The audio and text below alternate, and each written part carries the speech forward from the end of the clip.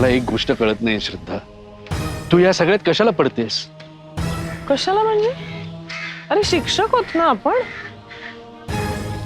मुलांना जर आपल्याशी बोलावं असं वाटलं तर आपण बोलायला हवं ना.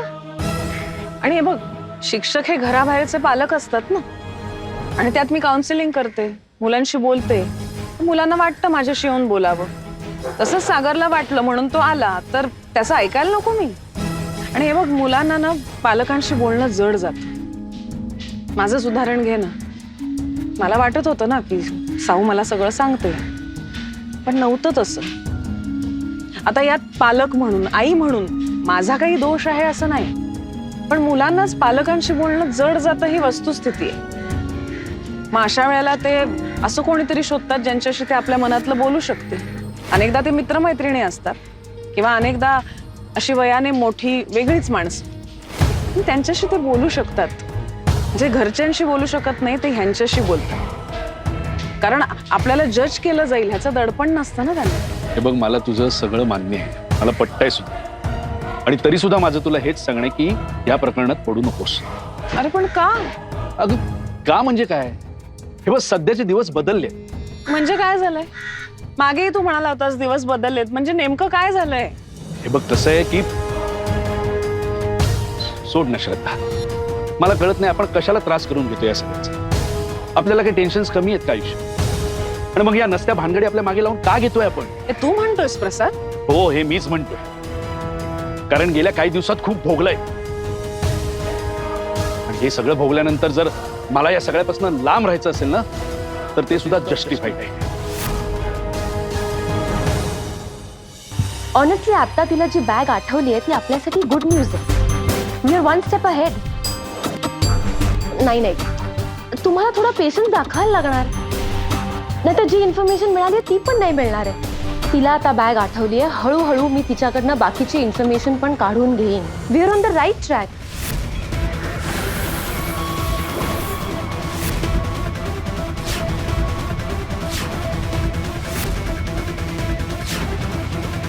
I'll call you back.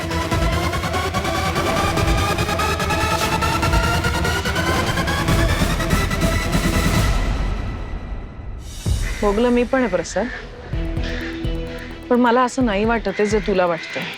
आणि हे बघ, तुला हे सगळं वाटतंय ह्याचा अर्थ तू चुकीचा आहेस असं नाही म्हणायचंय मला, पण मला ते वाटत नाहीये. उलट मला असं वाटतंय की आपण जे भोगलंय, आपल्यावर जी वेळ आली आहे ती इतर कोणावर येऊ नये म्हणून आपण प्रयत्न केला पाहिजे, मदत केली पाहिजे. आणि हे जर सगळं करायचं असेल तर त्यात इन्व्हॉल्व्ह व्हायला लागणार ना. अच्छा, म्हणजे साऊ किलवरचा शोध घेते, त्यात इन्व्हॉल्व्ह होते, हे तुला मान्य आहे? तुला कसं माहित? अगं तूच नाही का सांगितलंस पुन्हा साऊ या सगळ्या प्रकरणात शिरते म्हणून?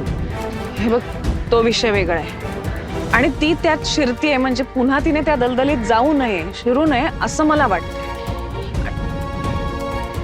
सोड ना, नको तो विषय. एक्झॅक्टली, इतका वेळ मी तुला तेच सांगण्याचा प्रयत्न करतोय ना की हा सगळा विषय नको म्हणून. तू पण ना, मी निघते, आपण नंतर बोलूया.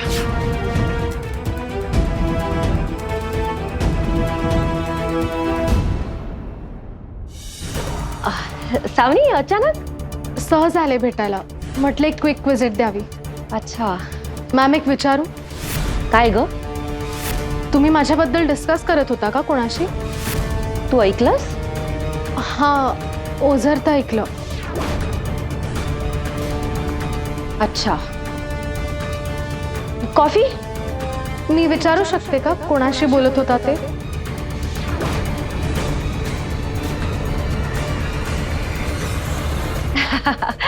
ये, माझे एक सर आहेत, डॉक्टर रॉड्रिक, माझे गुरु आहेत. मी त्यांच्याबरोबर माझ्या बऱ्याचशा केसेस डिस्कस करते. म्हणजे मला काही कळत नसेल, कधी मी अडकले तर त्यांना विचारते. तुझी केस थोडी कॉम्प्लिकेटेड आहे ना, त्यामुळे मी त्यांच्याकडनं ॲडवाइस घेत होते की केस कशी हँडल करावी. सावनी, घाबरू नकोस, ते बेंगलोरला राहतात. डोंट वरी सावनी, माझ्यासाठी माझ्या क्लायंटची प्रायव्हसी आणि सिक्रेसी खूप महत्त्वाची. त्यांच्याशी सोडून दुसऱ्या कोणाशीही मी केस डिस्कस केलेली नाही. ऍक्च्युली मी मॅरिड नाहीये, नाही तर मी म्हटलं असतं की मी माझ्या नवऱ्याला पण सांगितलेलं नाही. Trust me.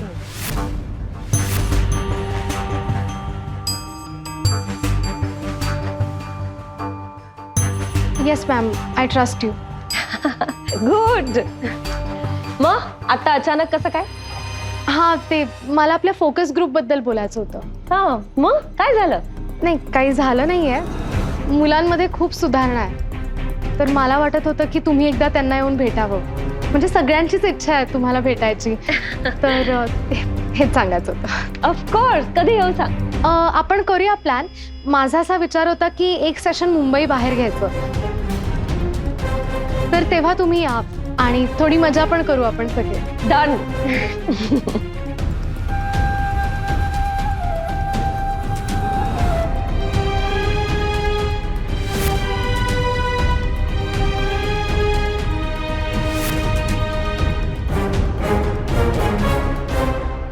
मामा, गुप्ताची फाईल द्या हो जरा.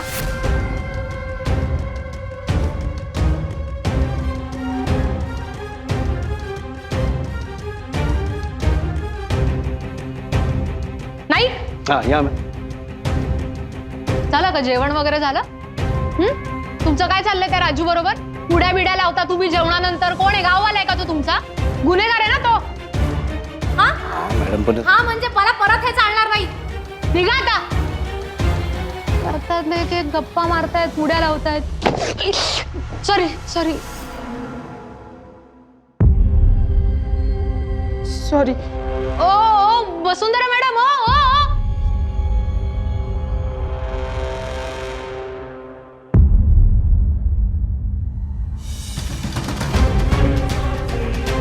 हां हॅलो. नाही मी तिला समजवण्याचा प्रयत्न केलाय पण ती ऐकत नाही.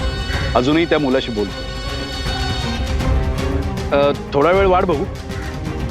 नाहीच ऐकली तर पुढची पावलं उचलू.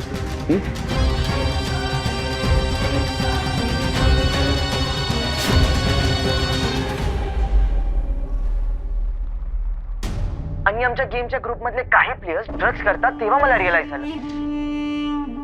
माझ्याकडनं तुम्हाला सांगताना काही राहू नये म्हणून मी हे असं रेकॉर्ड. मॅडम तुम्ही किती मोठं काम केलंय माझा तुम्हाला अंदाज नाही. Thank you so much. पण याचा अर्थ किलवरची गँग किंवा किलबिल हे सगळं अजून अस्तित्वात आहे? आहेच आहे मॅडम. अहो मी जगाला हेच ओरडून ओरडून सांगतोय की हे सगळं संपलेलं नाहीये, अस्तित्वात आहे. पण काय करणार, कोणी विश्वासच ठेवत नाही. काय पुरावे नाही ना माझ्याकडे. त्यामुळे ठीक आहे मॅडम, आता तुम्ही जे काही मला दिलाय ना त्याच्यातून मी काही ना काही शोधून काढीनच. विषय असा आहे ना मॅडम, हे बघा सावनी परत आली, तुम्ही खूप कष्ट घेतली तिला परत आणण्यासाठी. आली त्या आनंदाचीच गोष्ट आहे, हे सगळं मान्य असेल ना, तरी सावनी ज्या दलदलीत अडकली होती ती दलदल संपलेली नाही ना. आता काय झालंय ना, त्या दलदलीच्या आजूबाजूला खूप असं गवत उगवलं, ते छाटायची गरज आहे. ते काम मी करेन. पण मला सागरशी बोलावं लागेल मॅडम. पण भोसले नाही, मी त्याला अजिबात त्रास नाही देणार. ते मी व्यवस्थित प्रश्न विचारणार त्याला. Trust me. Please madam, please. Thank you so much. तुम्ही माझ्या बाजूने विचार करताय हे बरं आहे. तुम्ही एक विसरताय भोसले, आपण कायम एकाच बाजूने होतो. आपली एक टीम होती. होतो आहोत.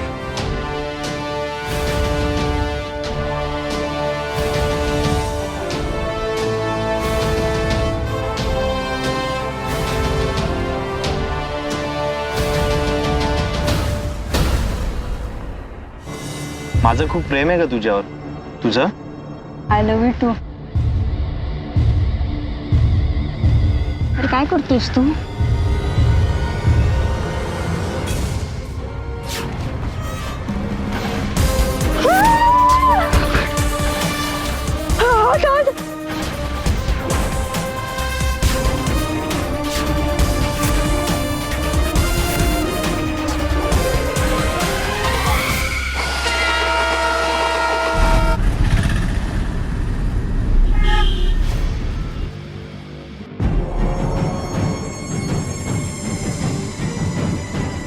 Good morning sir.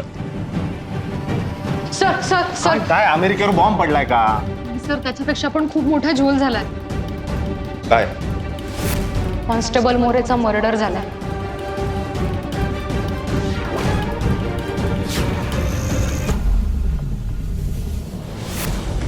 Sir sir आता आपण काय ऍक्शन घ्यायची? कशाबद्दल रे? सर तुम्ही वेड पांघरून पेडगावला जाताय का? भोसले, तोंड सांभाळून बोल. सर असं काय करता? मोरेचा खून झालाय सर. मोरे जो झेलेला रेग्युलरली जेवण द्यायचा, ज्यांनी दिलेल्या जेवणातून झेलेला विषबाधा झाली तो मोरे. आता हे तर माहिती आहे ना आपल्याला की झेले ऍडमिट होता, त्याला विषबाधा झाली होती, त्याचं जेवण कोण आणायचा? मोरे आणायचं सर. तर लक्षात घ्या, आपल्याला हे शोधून काढावं लागेल मोरे कसा मेला. अहो गेला बाजार आपल्या डिपार्टमेंटचा माणूस आहे सर, कारण तर शोधावं लागेल ना. तर काय कारण शोधायचं भोसले? सर मोरे किलवरच्या पेरोलवर होता. हो, कसं काय रे? सर झेले आपल्याला किलवर बद्दल सगळी इन्फॉर्मेशन देणार होते, बरोबर बरोबर. तेव्हाच मोरे त्याला एक जेवण आणून देतो, जे वेगळ्या हॉटेलमधून आणून देतो, त्याच्यामध्ये विष असतं, त्याला विषबाधा होते, पण झेले वाचतो सर, बरोबर. म्हणजे मोरेचा प्लॅन फसला. आता स्वतःचा फसलेला प्लॅन मोरेनी पाहिला, त्याची तंतरली आणि तो निघून गेला. निघून जाण्याआधी त्यांनी तुमच्याकडून रजा मागितली, तुम्ही ती अप्रूव्ह केली. जेव्हा मी म्हणत होतो रजा देऊ नका सर, कशाला दिली रजा, बरोबर. तो गेला, किलवरनी त्याला तिथे गावाकडे शोधून काढलं आणि तिथे त्याला मारला सर. म्हणजे काय सर, मोरेला झेलेला मारायचं होतं, हे सक्सेसफुल नाही झालं, म्हणून किलवरनी मोरेला मारलंय. टिंबक तुझ्या एखादा जंगलात एखादा माणूस मेला तर तू म्हणशील की किलवरनी मारला. नाही म्हणणार सर मी, कारण काय ना, ड्रग रॅकेट, ड्रग कार्टेल हे कुठूनही चालवतात हे लोक. यासाठी नागरिकत्वाची गरज नाहीये सर. ऐका माझं, किलवरनी मोरेला संपवलंय. एवढं बोलून तुझे 2 शब्द संपव आणि आता मला माझं मनोगत व्यक्त करू दे. तर सन्माननीय मानसिकरित्या आजारी असलेले इन्स्पेक्टर विजय भोसले, किलवर ही मेलेली आहे, ही आता एक प्रूव्हन फॅक्ट आहे, आपण कृपया लक्षात घ्यावं. त्यामुळे इथून पुढचे मुद्दे इथेच संपतील. अहो सर एक मिनिट, तुझं ऐकून घेतलं ना? ऐकून घेतलं की नाही? तू आता माझं ऐकून घे, बी ए गुड लिसनर. मला सगळ्यात आधी हे सांग की मोरेचा मर्डर झालाय, तुला कोणी सांगितलं? सर बॉडी जंगलात सापडली ना त्याची. अरे काय जंगलात बॉडी सापडली म्हणजे काय खून झाला का? हा कुठला युक्तिवाद आहे रे? तू पीएम रिपोर्ट वाचलास का भोसले? वाचलास नाही ना? तो मोरे त्या जंगलात काय करायला गेला होता मला काही माहित नाही, पण पीएम रिपोर्ट मध्ये स्पष्ट लिहिलेलं आहे की मोरेला बिबट्याने फाडला. बिबट्या? हो बिबट्या. आता काय तू बिबट्यांना पण थांबवशील का? अरे जंगली प्राणी आहेत ते, काय वाटेल ते करतील. त्याच्या बॉडीवर बिबट्यानं हल्ला केल्याच्या खुणा आहेत. अजून काय? आता असं म्हणू नकोस की किलवर बिबट्याचं रूप घेऊन आला, त्याने मोरेला संपवला. उद्या तुझ्या स्वतःच्या घरात रॅट पॉयझन खाऊन एखादा उंदीर मेला तर तू म्हणशील त्यालाही किलवरनी संपवला. असं होतं का? तुझ्या डोक्यावर परिणाम झालाय भोसले. तू भैसरल्यासारखा करतो माहितीये का तुला? एखाद्या चांगल्या डॉक्टरला दाखवून घे. वास schizophrenia. I got it. Schizophrenia असू शकतो. तुला माहिती ना काय असतं? अरे एक मानसिक आजार असतो, त्यात अस्तित्वात नसलेल्याच गोष्टी लोकांना दिसायला लागतात. आपल्या अवतीभोवती अनेक काल्पनिक पात्र तयार करतात आणि त्यांच्यातच जगतात आयुष्यभर. कसं झालंय तुझं? ट्रीटमेंट घे रे भोसले तू. जगात अनेक ड्रग कार्टेल्स असतील, पण मुंबईतलं ड्रग कार्टेल हे भूषण शेरेकरनी संपवलेलं. किलवर संपली, तिची गँग संपली. तू आता हा विषय संपव, नाहीतर तुझं इथलं अस्तित्व मला संपवावं लागेल. कारण डोक्यावर परिणाम झालेली माणसं मला माझ्या डिपार्टमेंटमध्ये नको आहेत. एवढं बोलून मी माझे 2 शब्द संपवतो. जय हिंद, जय महाराष्ट्र.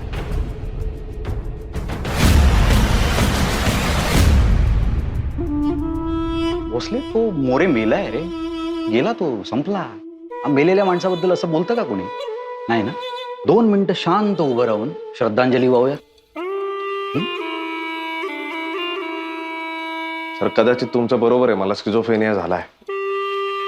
कारण आजपर्यंत मी तुम्हाला एसीपी म्हणून मान देत होतो.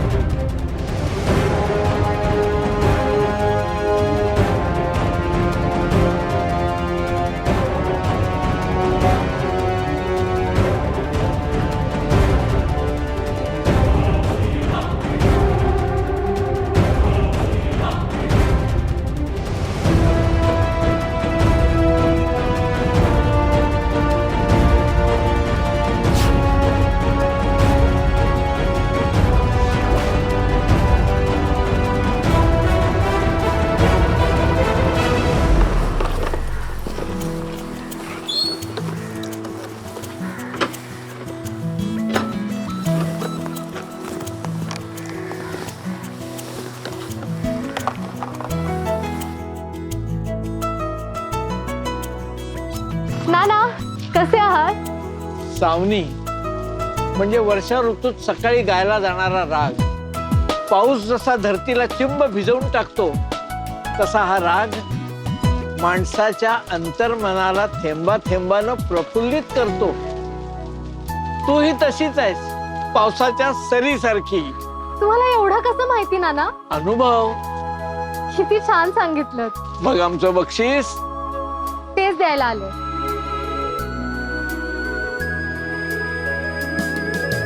पन्नालालचे समोसे घरच्यांसाठी घेत होते, तुमच्यासाठी आणले. म्हणजे मीही घरचाच. तुम्ही मला नात मानता ना? हो. मग घरचेच ना. मग आजोबाला एका कोड्याचं उत्तर सांगशील? विचारा.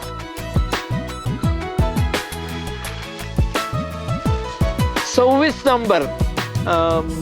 26 आडवं. बिलॉंगिंग याला मराठी प्रतिशब्द 4 अक्षरी. सुरुवातीचं अक्षर आ.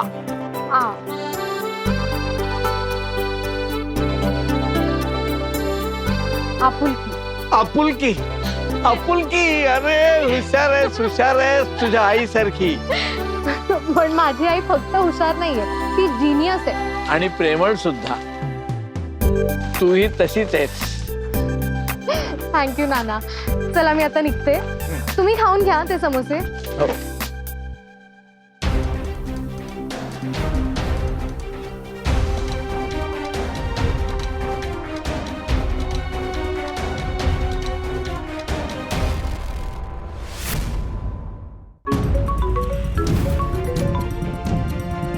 हॅलो. हा सर. तू कुठे आहेस? मी घराजवळ आहे. आपण भेटू शकतो आत्ता? आत्ता काय झालंय सर? तू मला ती उदय समीरची डायरी दिली होती ना, त्यात काही सापडलंय का अपार्ट फ्रॉम मायकल लोबो? तू मला भेट ना सावनी. भेटल्यावर सांगतो मी तुला सगळं. चालेल, मी येते. घरी एक पार्सल द्यायचंय, ते देऊन येते. ठीक आहे, अर्ध्या तासात भेटू. कुठे भेटायचं तुला माहितीये बरोबर? पोलीस स्टेशनच्या मागच्या चौकात. करेक्ट. ओके, आले मी. बाय. नाना येते. हा, खाऊन घ्या.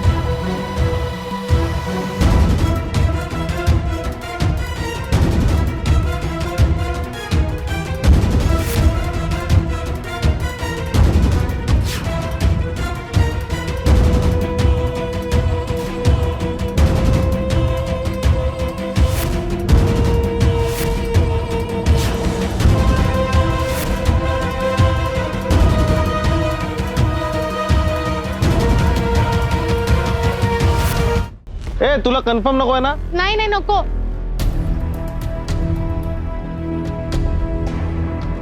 ऐक, विषय असा आहे की त्या उदय समयच्या डायरीमध्ये हा. एक नाव दिसलं मला. येऊरच्या पत्त्यावर वनस्थली नावाचा बंगला आहे. वनस्थली. तुला माहिती आहे हा बंगला? हो, खूप ऐकल्यासारखं वाटतंय, पण नेमकं आठवत नाही. कॉमन आहे नाव वनस्थली, म्हणून तुला ऐकल्यासारखं वाटत असेल. नेमका कुठे म्हणाला था बंगला? येऊरला, ठाणे वेस्ट. तिथे येऊर म्हणून एक जागा आहे. म्हणजे मेन वस्तीपासून जरा वरती डोंगरावर आहे ती जागा. तिकडे काही बंगले आहेत. पार्ट्यांसाठी ते बंगले वापरले जातात. मला असं वाटतं की हा बंगला त्यातलाच एक असावा. सर, जाऊया का आपण बघायला? मी येऊ तुमच्या बरोबर? काय पिकनिक आहे? तसं नाही सर, पण बघा ना, मला तिथे काही ओळखीचं दिसलं तर. म्हणजे तिथे त्या रेव पार्टीमध्ये असताना आणि नंतर किल्वर गँगच्या ताब्यात असताना मी बरेच अनोळखी चेहरे पाहिले. त्यातलाच एखादा जर तिथे वॉचमॅन म्हणून असला तर मला ओळखता येईल ना. आणि सर, उदय समळनी जर ते नाव त्या डायरीत स्पेसिफिकली मेन्शन केलंय, म्हणजे त्याचा ड्रग रॅकेटशी नक्कीच काहीतरी संबंध असणार. आणि तिकडे जाऊन आपल्याला कोणाला पकडायचं थोडीच आहे. नाही ना सर, नुसतं जाऊन बघायचंय ना. सर प्लीज प्लीज न्या ना मला तुमच्या बरोबर.